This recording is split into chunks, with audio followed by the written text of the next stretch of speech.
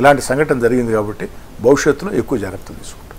ఇక్కడ మిమ్మల్ని సూటిగా అడుగుతానంటే మిమ్మల్ని ఎదురుగా స్టూడియోలో ఉన్నారు కదా అని చెప్పి మిమ్మల్ని గ్రిల్ చేసే ఉద్దేశం కాదు. మీరు ఏదైనా అడగచ్చు. నేను ఏదో యాంకర్ కాబట్టి కొన్ని లక్షల మంది ఎన్నుకున్న ఒక ప్రజాప్రతినిధిని ఏది పడితే అది అడిగి మిమ్మల్ని ఇబ్బంది పెట్టో లేకపోతే మిమ్మల్ని ఇచ్చేసే ఉద్దేశం కాదు నాది.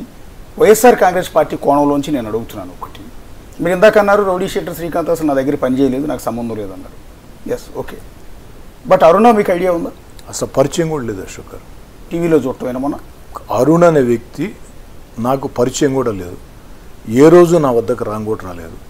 కేవలం వివాదం జరిగిన తర్వాత తెలియటం తప్ప ఈ విషయంలో ఎందాకైనా ఏ విచారణకైనా మీకు కావాలంటే నా లాస్ట్ 10 సంవత్సరాల నాది, నా తమ్ముడు కోటంరెడ్డి గిరిది అందరిది కూడా ఫోన్ లిస్ట్ కూడా ఇస్తా, కాల్ రికార్డు కూడా ఇస్తా.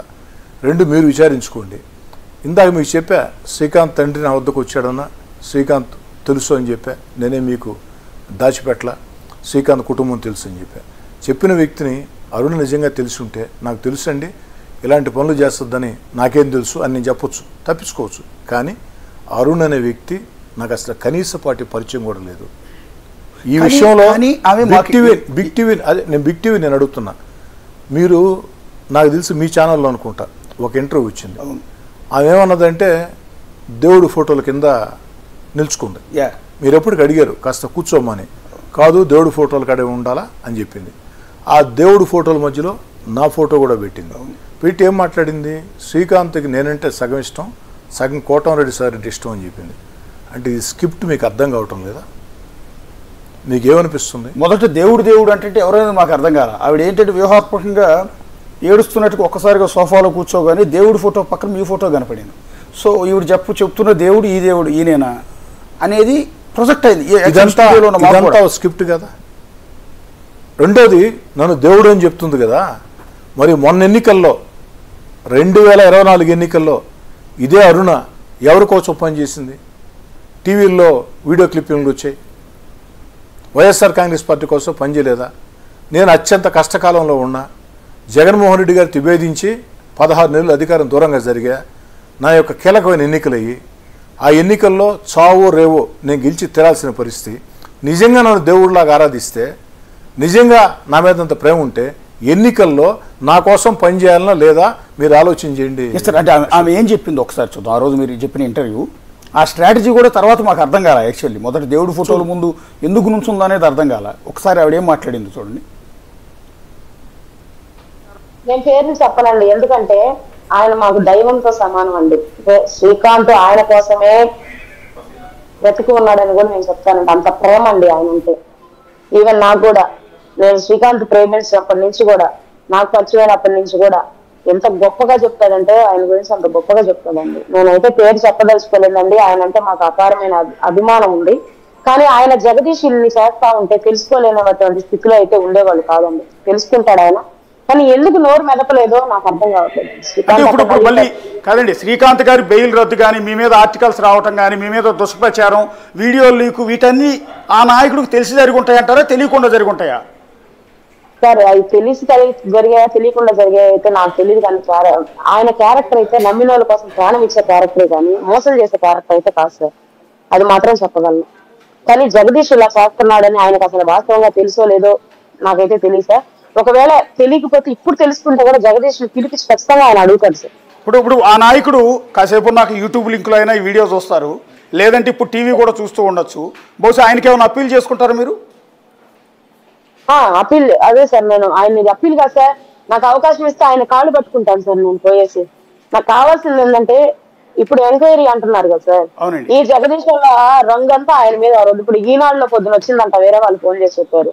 ఎస్కేప్ లో ఉన్నప్పుడు దండాలు నడిపాడు జగదీష్ అనే పెట్టుకొని, ఆయన 200 మందిని పెట్టుకొని ఇచ్చేసాడు. అవన్నీ వాస్తవాలు కాదు సార్. ఆయన లాస్ట్ ఎలక్షన్స్ అప్పుడు మాత్రమే జగదీష్ ని పిలిపించి మాట్లాడాడు. అంతకు ముందు జగదీష్ పాల వ్యాపారంకి హెల్ప్ చేసి ఉండొచ్చు సార్, అంతేగాని జగదీష్ చేసే అన్యాయాలకు కానీ, జగదీష్ చేసే ఇదిలో కానీ శ్రీకాంత్ పాత్ర లేదు సార్. ఆ పేరు అక్రమంగా వాడుకుంటున్నాడనే నేను నా ఆవేదన అంతా వ్యక్తపరిచి జగదీష్ నేను దూరం చేసేసాను. నేను ఆ యొక్క మా దైవం అయినటువంటి ఆ నాయకుడికి నేను విన్నవించుకునేది ఏంటంటే, నాకు అవకాశం ఇవ్వండి, నేను మీ కాళ్ళైనా పట్టుకుంటాను, నా శ్రీకాంత్ని కాపాడి నాకు తెచ్చియండి, మీ స్థాయిలో అనుకుంటే శ్రీకాంత్ బయటకు వచ్చి చాలా ఇదండి. సీఎం గారు ఆయనకి క్షమాభిక్ష పెట్టే అధికారం ఉంది, గవర్నర్ గారికి ఉంది. నా ప్రేమను బతికించింది. మీ రాజకీయాల్లోకి మేము ఎంటరాము, మీ రాజకీయాల్లోకి మేము రాము, అసలు మాకు వద్దు. నేను పేర్లు చెప్పనండి, ఎందుకంటే ఆయన మాకు దైవంతో సమానం అండి. మీ ఛానల్లో అశోక్ గారు, మీ ఛానల్లో ఈ విధంగా మాట్లాడింది, మరొక ఛానల్లో ఆయన శ్రీకాంత్కి సగం నేను ఇష్టం అయితే సగం కోటమిరెడ్డి రెడ్డి ఇష్టం అని కూడా మాట్లాడింది. దాన్ని కూడా మీరు టీవీలో చూశారు. ఇదంతా చూసినప్పుడు ఒక స్క్రిప్ట్ ప్రకారం జరుగుతుందా లేదా? స్క్రిప్ట్ ప్రకారం అంటే ఎవరు చేస్తారు? నాకు ప్రత్యర్థులు ఎవరు? వైఎస్ఆర్ కాంగ్రెస్ పార్టీ. నిజంగా వారికి నా మీద అభిమానం ఉంటే అంత వివాదాలకి వాళ్ళు గురైన తర్వాత వాళ్ళు నా పేరు బహిరంగంగా చెప్తారా? అంటే వైఎస్ఆర్ కాంగ్రెస్ పార్టీతో ఈ అరుణ ఆ సోకాల్డ్ వ్యక్తులకు ఉండే సంబంధాలు కప్పిపుచ్చుకునేదానికి నా నెత్తిన అంత బుర్ర జల్లడం తప్ప మరొకటి కాదని పసిపిల్లడికి కూడా స్పష్టంగా అర్థమవుతుంది. అవసరమైతే వచ్చి మీ కాళ్ళు పట్టుకుంటానంటున్నాను. దేనికి? అప్పటికే నేను ఇచ్చే ఫెరోల్ లేఖను తిరస్కరించారు. మేము లేఖ తిరస్కరించిన 14 రోజులు ఫెరోలు ఇచ్చారు. పత్రికల్లో వార్తలు వచ్చినాయి, ఫెరోలు రద్దు చేశారు. ఇవన్నీ కూడా అంటే నిజంగా నాకు అంత సన్నిహితులైతే నాకు అళ్ళు పట్టుకోవాల్సిన అవసరం ఉందా? ఇదంతా స్క్రిప్ట్ ప్రకారం పద్ధతి ప్రకారం జరుగుతుంది అనుకోవట్లేదా? అంటే మీరు అనొచ్చు, చాలామంది ఉన్నారు కదా తెలుగుదేశం పార్టీ ఎమ్మెల్యేలు, వైఎస్ఆర్ కాంగ్రెస్ పార్టీ మీ మీద ఒక కుట్ర దేనికి చేస్తుందని. మేము వైఎస్ఆర్ కాంగ్రెస్ పార్టీలో చాలా కాలం పనిచేసాం, జగన్ గారికి నివేదించాం, దూరం జరిగాం, వీధుల్లోకి వచ్చాం, పోరాటం చేసాం, కేసులు పెట్టించుకున్నాం, లాఠీ దెబ్బలు తిన్నాం, అనేక కష్ట నష్టాలు మొత్తం కూడా పడ్డాం. ఈరోజు ఇటీవల కాలంలో పత్రికల్లో సోషల్ మీడియాలో ప్రచారం జరుగుతూ ఉంది. ఏమని? మంత్రివర్గ విస్తరణ జరగబోతూ ఉంది, కోటమిరెడ్డి రెడ్డికి మంత్రి పోతున్నారని. మంత్రివర్గ విస్తరణ జరుగుతుందని చంద్రబాబు నాయుడు గారు చెప్పలా, వస్తుందని నేను చెప్పలా, మీడియాలో జరిగే ప్రచారం. ఇవంతా చూసినప్పుడు నా యొక్క దీర్ఘకాలికంగా నాతో వ్యతిరేకంగా ఉన్నటువంటి వైఎస్ఆర్ కాంగ్రెస్ పార్టీ నాయకులు, YSR Congress party social media మీరు గమనించండి, 4 నెలల ముందు దాకా అంటే ఆ 16 నెలలు జగన్ గారికి నేను దూరంగా జరిగిన తర్వాత ఆ 16 నెలలు YSR Congress party social media, Sakshi media నా మీద విషం గెక్కింది, దుష్ప్రచారాలు చేసింది. కానీ 3వ సారి ఎమ్మెల్యే గెలిచిన తర్వాత నా మీద ఎప్పుడు కూడా పెద్దగా మాట్లాడలా. కానీ 4 నెలలుగా పథకం ప్రకారం 4 నెలలుగా అశోక్ గారు నాకెందుకు బాధేస్తుందంటే మిమ్మల్ని అడుగుతున్నాను నేను, దయచేసి తప్పుగా అర్థం చేసుకోవద్దు. ఏంది బిగ్ టీవీలో కూర్చొని నన్నే ప్రశ్నిస్తావా అని చెప్పని మీరు నన్ను ఇంటర్వ్యూ పిలిచారు ఒక వివాదంలో. అశోక్ గారు, అధికారంలోకి వచ్చి తెలుగుదేశం పార్టీ కూటమి 14 నెలలు అయింది.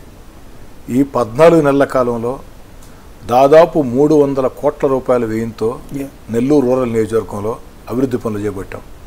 70% పూర్తయినాయి, 30% జరుగుతున్నాయి. రోడ్లు కానీ, కాలువలు కానీ, కరెంటు పనులు కానీ అన్నీ కూడా, మంచినీటి పైపులైన్లు కానీ, అన్నిటికీ మించి 2 ఫ్లైఓవర్లు, 2 రైల్వే అండర్ బ్రిడ్జీలు. ఇంత మంచి జరిగినప్పుడు కేవలం శంకుస్థాపన చేయటం కాదు, శంకుస్థాపన చేసిన 60 రోజుల్లో 339 పనులు. ఆ రోజు మీతో నేను మాట్లాడితే ఇది సాధ్యమా, 60 రోజుల్లో 339 పనులు ఎలా జరుగుతాయన్నప్పుడు మీకు ఆ పాత ఫోటో, పూర్తయిన తర్వాత ఫోటో వేసి బుక్లెట్ కూడా పంపించాను. దాని మీద చర్చ పెట్టుంటే, ఎందుకంటే ప్రజలు నమ్మి రాజకీయ